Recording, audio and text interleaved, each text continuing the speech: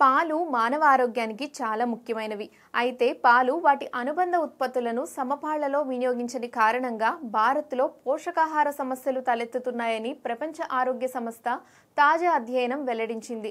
దేశంలో పాల ఉత్పత్తి అధికంగానే ఉన్న వినియోగంలో పేద ధనిక భేదాలు, వయోలింగ అసమానతలు కొనసాగుతున్నాయంది. భారత్ ప్రపంచంలోనే అత్యధిక పాలను ఉత్పత్తి చేస్తోంది. మొత్తం ప్రపంచ ఉత్పత్తిలో 25% వాటా మనదే.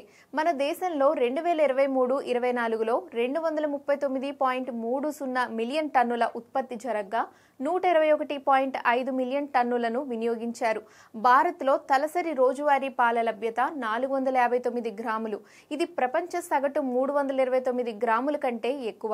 అయితే పట్టణ ప్రాంతాల్లో రోజుకు 190 గ్రాములను, గ్రామాల్లో 164 గ్రాములనే వినియోగిస్తున్నారు.